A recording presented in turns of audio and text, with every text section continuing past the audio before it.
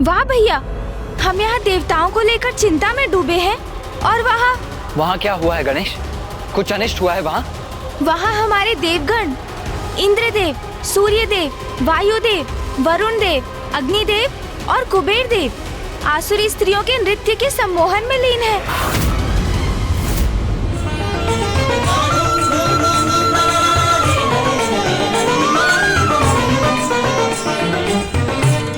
और आसुरी पेय का पान कर उनके मिष्ठान भी खा रहे हैं। अनर्थ। इस बार तो देवता दोषपूर्ण व्यवहार की सभी सीमाएं लांघ चुके हैं। हाँ भैया, और शुंभ के छल में फंस भी रहे हैं वो। किंतु गणेश, क्या है शुंभ की चाल? क्या तुम्हें उसका कोई अनुमान है? वही तो अभी तक ज्ञात नहीं कर सका हूँ भैया। चलिए भैया, मेरे साथ आइए। चलो? कहाँ चलो गणेश? भैया, शुंभ के राजभवन, उनके महोत्सव में। हाँ भैया, चलिए। ये तुम क्या कह रहे हो गणेश? अभी कुछ समय पूर्व तुमने ही तो कहा था कि देवताओं को अपने कर्मों का फल स्वयं भुगतना चाहिए, अपनी भूल से सीख लेनी चाहिए। और अब तुम स्वयं उनकी सहायता करना चाहते हो? उनकी सहायता करने की बात मैंने कहाँ की है भैया? मैं तो वहाँ जाकर शुंभ की योजना ज्ञात करना चाहता हूँ। इंद्रदेव और अन्य देवता तो उनकी राजसभा से इतने सम्मोहित है कि वो उनकी कपट योजना कदापि नहीं समझ सकेंगे। किंतु मैं और आप, हम दोनों ये अवश्य ज्ञात कर सकेंगे भैया कि अंततः शुंभ की योजना क्या है, क्या रहस्य है इसके पीछे। इसके पूर्व की बहुत विलंब हो जाए भैया, हमें ये वहाँ जाकर उजागर करना ही होगा। उचित है। और भैया, मैं और आप भी तो देवता ही है ना। ये उत्सव देवताओं के सम्मान में ही तो है, इसलिए हमारा वहाँ होना सर्वथा उचित है।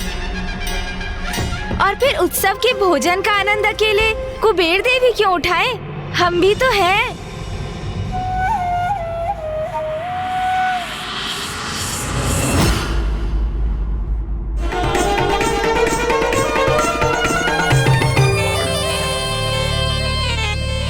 ज्ञात नहीं, हम असुर वर्ग स्वर्ग के लिए युद्ध क्यों करते थे, जबकि क्या नहीं है हमारे पास? अतः धन है, मणियां है, स्वर्ण है, बहुमूल्य रत्न है, हीरे हैं, रजत, लोह, ताम्र आदि सभी खनिज हैं। पाताल का सागर अनेक औषधों से परिपूर्ण है। संसार की सर्वाधिक सुंदर स्त्रियां यही हैं। फिर हम असुर वर्ग स्वर्ग के लिए संघर्ष क्यों करें? यही विचार कर मैंने मित्रता का मार्ग अपनाया।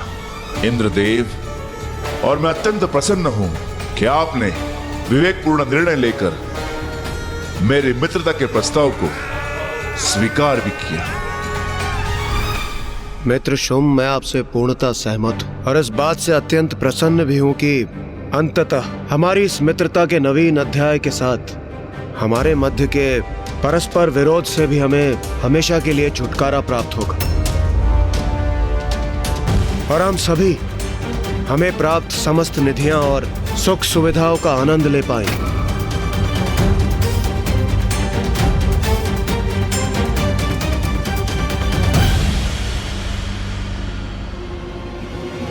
इतना भी शीघ्र नहीं देवराज इंद्र, अभी तो अत्यंत स्वादिष्ट भोजन प्रस्तुत करेंगे जिससे हमारी मित्रता का माधुर्य और बढ़ जाएगा।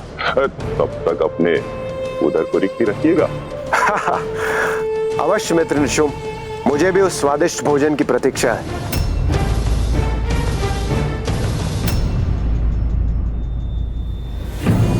स्मरण है ना शुंभ, अब तुम्हें क्या और कैसे करना है? सर्वप्रथम मित्रता का ढोंग करके तुम्हें देवताओं को यहां आमंत्रित करना है और फिर किसी प्रकार उनके साथ चौसर की क्रीड़ा आरंभ करनी है और फिर धीरे धीरे द्रुत क्रीड़ा आरंभ करनी है। सर्वप्रथम इस क्रीड़ा में पराजित होकर तुम्हें अपनी वस्तु में गंवानी होंगी। पराजित होना है हमें? वस्तुएं गंवानी है, पर हम उन देवताओं से पराजित क्यों होंगे गुरुदेव? पराजित होने से देवताओं का लोभ बढ़ेगा और वो क्रीड़ा के प्रति और उत्साहित होंगे। इसके बाद उनसे उनका सर्वस्व छीन लेना है।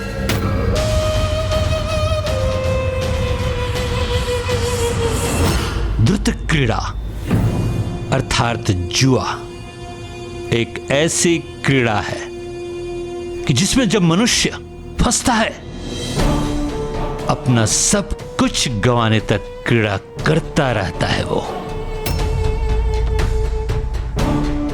तुम्हें भी इंद्र को इसी क्रीड़ा में फंसाकर देवताओं का सब कुछ जीत लेना है तुम्हें। किंतु गुरुदेव, हम स्वयं कैसे पराजित होंगे? चौसर की क्रीड़ा में तो सब कुछ पासों पर निर्भर होता है ना।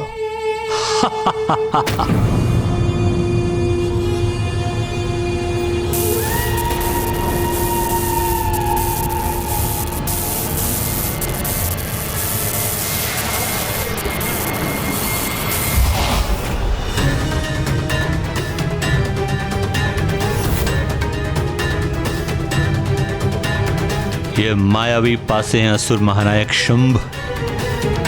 तुम जैसे चाहोगे वैसे ही ये गिरेंगे।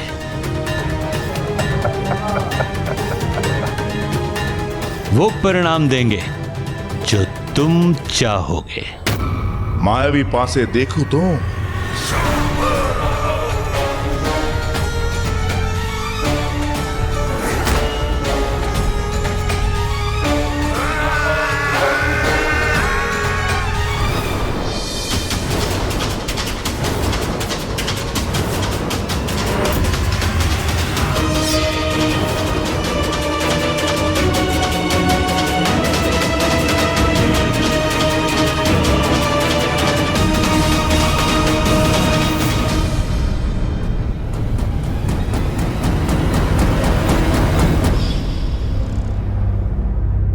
इन देवताओं को अपने जाल में फंसाकर सदा के लिए नष्ट कर दो इन्हें। अब इस काम में विलंब उचित नहीं। स्मरण रहे, आलस्यम अमृतम विषम। विलंब करने से अमृत भी विष बन जाता है। इससे पहले कि कोई बाधा उत्पन्न हो, कर दो अपना छलयुक्त प्रहार।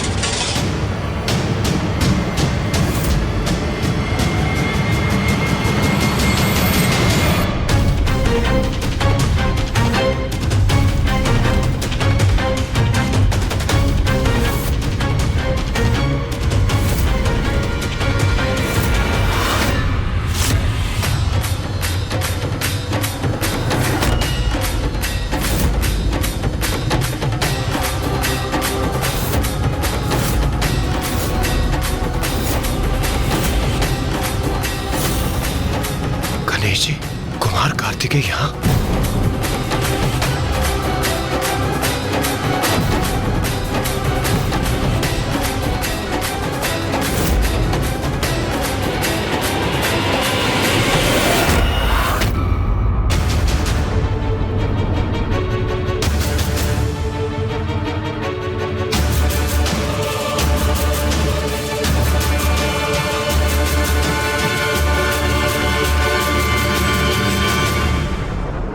पूज्य गणेश और देव सेनापति कार्तिकेय, ये दोनों भ्राता यहां क्यों हैं? कहीं ये हमारी योजना में बाधा तो नहीं उत्पन्न करेंगे? अरे वाह भैया, ये तो वास्तव में महोत्सव ही है। प्रथम पूज्य गणेश जी और देव सेनापति कुमार कार्तिकेय हमें यहाँ देखकर कहीं क्रोधित तो नहीं? असुर महानायक शुंभ, संकट के संकेत हैं ये दोनों। बहुत चतुर हैं, इनसे सावधान रहेंगे, नहीं तो ये हमारी योजना विफल कर देंगे। उचित तो यही होगा कि जैसे ये आए हैं वैसे ही लौट जाए इसी क्षण। उचित है गुरुदेव, यही आपकी इच्छा है तो यही होगा।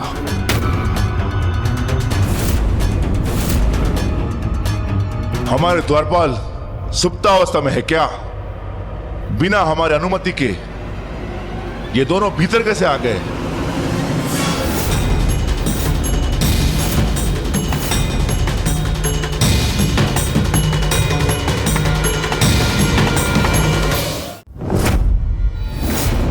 ये क्या कह रहे हैं असुर महानायक शुंभ? देवोत्सव है ये, तो इसमें गणेश जी और कुमार कार्तिकेय के सम्मिलित होने के लिए किसी अन्य अनुमति की कोई आवश्यकता नहीं।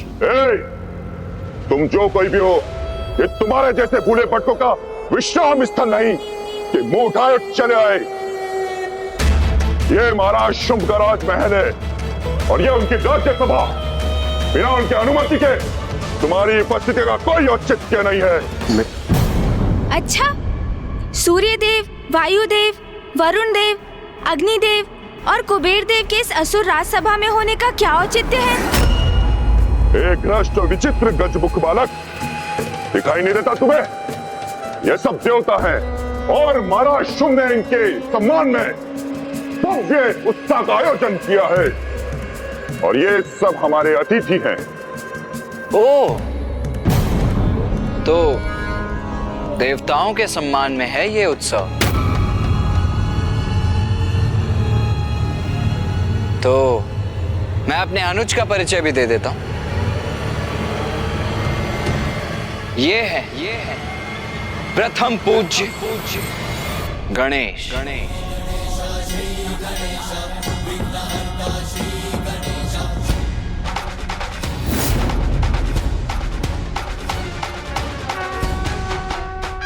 और ये है मेरे अग्रज देव सेनापति वीर कुमार कार्तिकेय।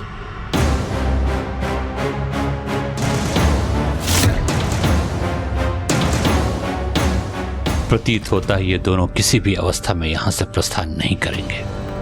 ये देवताओं भी विचित्र हैं। एक विचित्र सा गजमुख उनका प्रथम पूज्य है। कैसा है ये देव सेनापति? इसे तो मैं पल भर में कुचल कर रख दूंगा। मुझे तनिक भी नहीं भा रहे हैं ये दोनों। असुर महानायक, अनुमति दे तो इन दोनों को यही भस्म कर दे हम। इंद्रदेव, आपने नवीन असुर महानायक शुंभ को इस बात से अवगत नहीं करवाया कि प्रथम पूज्य गणेश के बिना तो कोई भी उत्सव, कोई भी समारोह अधूरा है। भूल तो हुई, किंतु आपसे नहीं विश्वकर्मा जी, स्वयं महादेव से हुई है ये भूल। मुझसे भूल हुई है देवी? कैसी भूल? जिसे प्रथम पूज्य के स्थान पर स्वयं आपने और समस्त देवताओं ने स्थापित किया था, उसी परम पूज्य गणेश की पूजा करना भूल गए आप।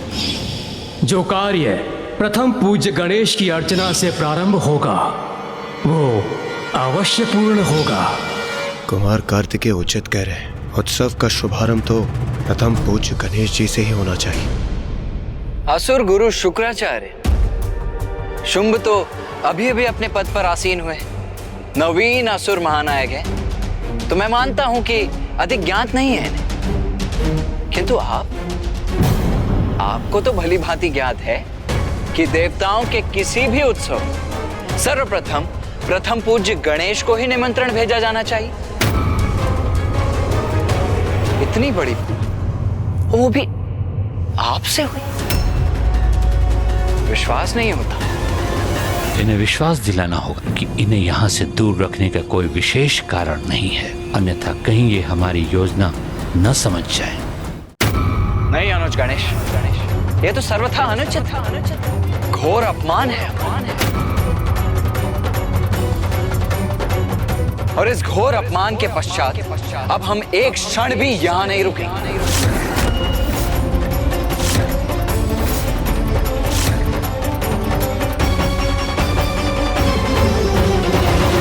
वाह, जो हम चाहते थे वो स्वतः ही हो गया। ये दोनों तो स्वयं ही यहाँ से जाने के लिए तैयार हैं। अब हम निर्बाध अपनी योजना पूर्ण कर सकते हैं। तब तो अनर्थ हो जाएगा। अपने अपमान के कारण यहाँ नहीं रुकेंगे तो देव समूह भी यहाँ नहीं रह सकता। इंद्रदेव, सूर्यदेव, वायुदेव, वरुण देव, अग्निदेव और कुबेर देव, इन नवीन असुर महानायक ने आपके प्रथम पूज्य गणेश जी का अपमान किया है। आपके प्रथम पूज्य का अपमान आप सभी का भी अपमान है। तो आप सभी अभी तक यहाँ क्यों खड़े हुए हैं? चलिए।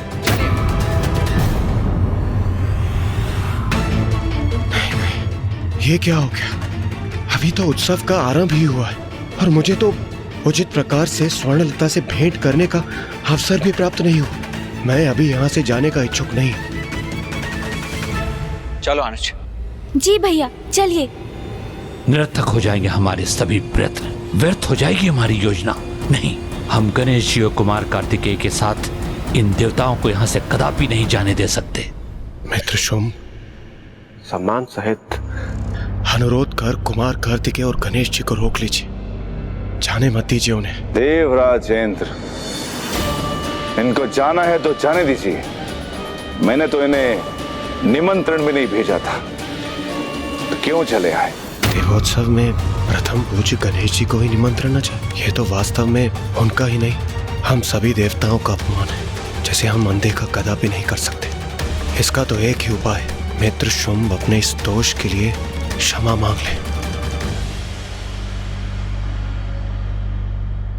आप सभी देवता अभी भी यहीं खड़े? अर्थ क्या है इसका?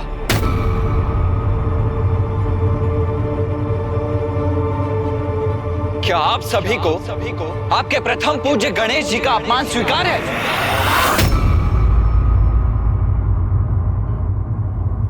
आप सभी अभी भी निरुत्तर हैं। क्या आपके मौन को ही आपका उत्तर समझ लूं मैं? क्या मान लूं कि आप सभी अभी भी यहीं रहना चाहते हैं?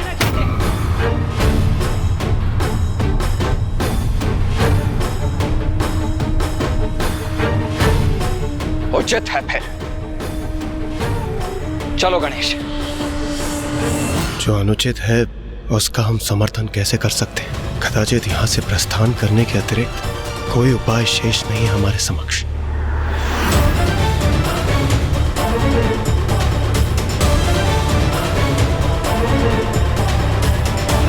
अरे, ये तो सभी देवता प्रस्थान कर रहे यहाँ से। ये क्या कर रहे हो शुंभ? अगर ये लौट गए वापस तो इनके साथ सभी देवताओं को भी लौटना पड़ेगा। रोको उन्हें। देवताओं के साथ हमारी योजना को सफल करने के लिए इन्हें रोकना अत्यंत आवश्यक है। शीघ्र कुछ करो। रुकिए।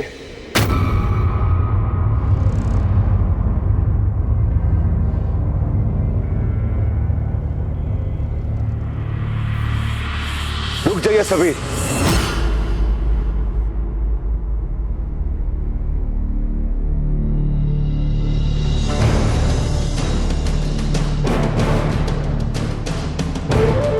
मुझे क्षमा कर दीजिए गणेश जी।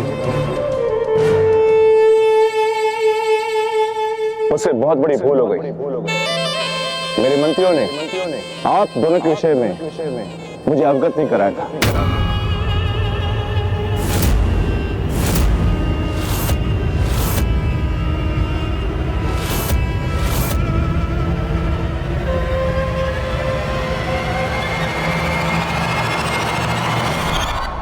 हाँ हाँ, हम समझते हैं। आप तो अभी असुर महानायक बने हैं ना? अभी तो आपको बहुत कुछ जानना सीखना शेष है।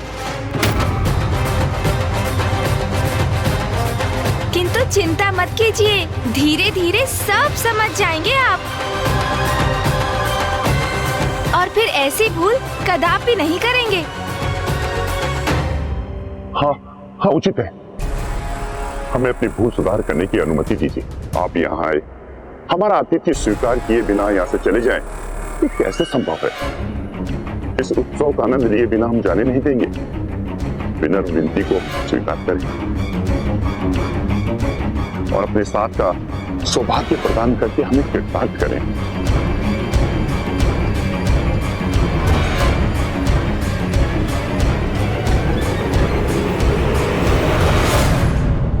मेरे अग्रज देव सेनापति कुमार कार्तिकेय और मैं प्रथम पूज्य गणेश आपका ये निमंत्रण स्वीकार करते हैं।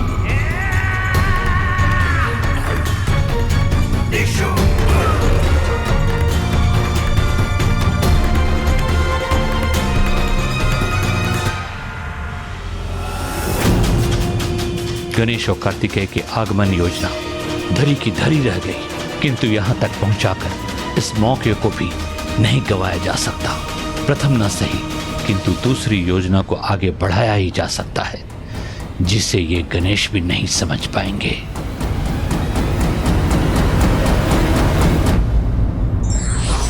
शत्रु चाहे कितनी भी चतुराई करे, बुद्धिमान व योग्य व्यक्ति वही होता है जो युक्ति से उसकी चतुराई विफल कर दे।